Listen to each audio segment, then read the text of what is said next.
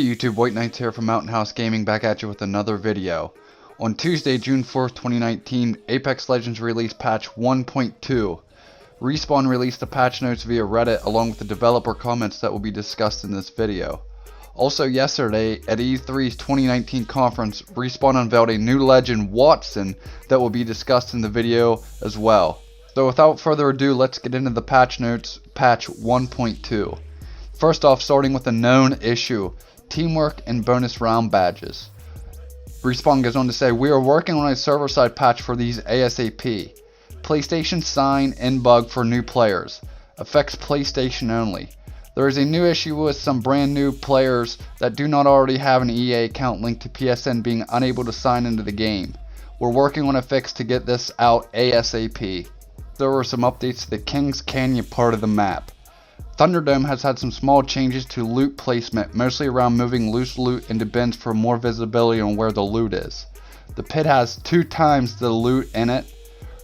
Repulsor has loot bins added to the west side of the area on top of the trapezoid buildings. Some loot added to the underground pit in the small town in Shattered Forest. Added voiceover lines that will call out jump towers when you ping them. You can now ping the jump towers. And finally, in the final section of the patch update, lists quality of life and bug fixes. This section is pretty large, so I'll go down through each bullet point. Decrease the delay with items showing up in the menu when looting a death box. Minimap direction will now display correctly when in the ship or skydiving. Improve server performance for some cases of rubber banding when using items. Removed an exploit that allowed a squad to have more than one of the same legend. Removed an exploit that allowed to bunny hop while healing. Fixed issue where players might bounce off your squad when breaking off during a skydive. Improved skydiving so it could feel more responsive and smooth. Thermite grenades now cause damage to doors. Squad summary page improvements. Cursor support added. Players can now mute report players from the page. Players can now report teammates that have disconnected. Caustic barrels can now be triggered or disabled by friendly teammates. Added cooldown 0.5 seconds before you can reuse the last zipline you were on.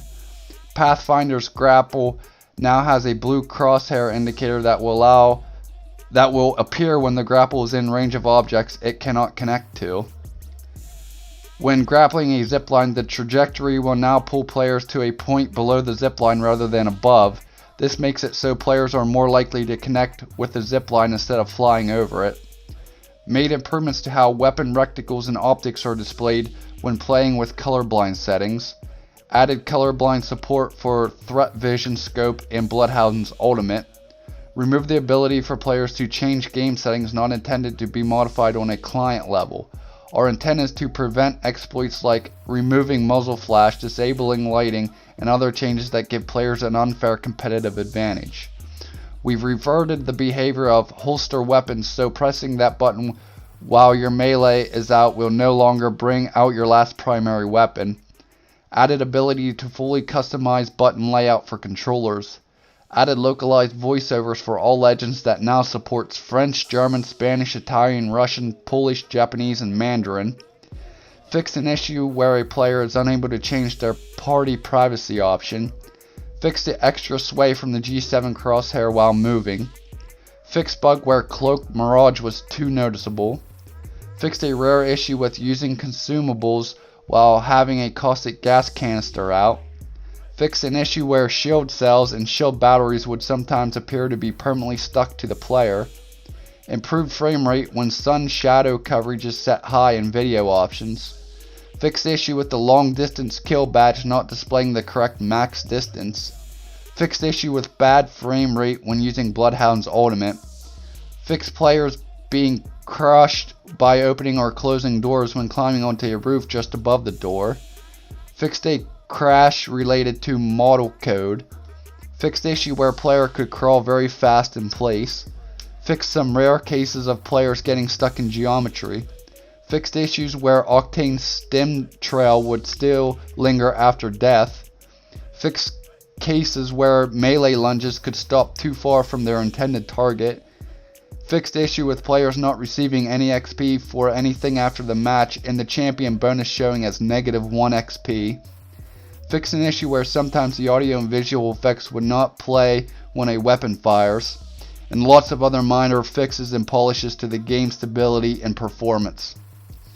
Yesterday at E3, Respawn unveiled the new Legend coming to Season 2 on July 2nd of this year. The Legend's name is Wattson, and she is kind of a mix between an inventor and an engineer.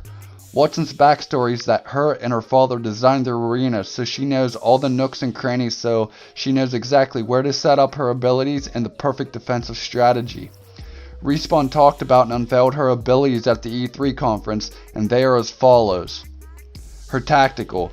Set up electric fences that damage enemies if they try to pass through them. The fences will drop and not damage allies. Ultimate, called Inception Pylon, which will block incoming projectiles like airstrikes and bombardments as well as incoming grenades. The pylon will also help recharge her tactical abilities and will allow you to set up more fences. And finally, her passive ability allows ultimate accelerants to immediately grant her ultimate ability, which is pretty huge. If you're at 1% to your ultimate, you find an accelerant laying on the ground, you pick it up, pop that accelerant, and now you're at 100% and your passives or your ultimate's charged. You can throw that out a lot throughout the game. That could be huge. This character may be OP, but we're gonna have to wait and see. So let me know in the comments section below your thoughts on Wattson, if she can be a character, if she's a character you're going to be giving a try to in Apex Legends. That's all the news I have for now. Stay tuned to Mountain House Gaming for more Apex Legends videos. If you like this video and enjoy my content, please be sure to like, comment, and subscribe for more videos like this. It will also help this channel grow and entice me to make more videos like this. You can also follow me on Twitter at MountainHouseG1 and on Twitch at twitch.tv/MountainHouseGaming, where I play with randoms, friends, and people from my stream. Thanks for watching Mountain House Gaming.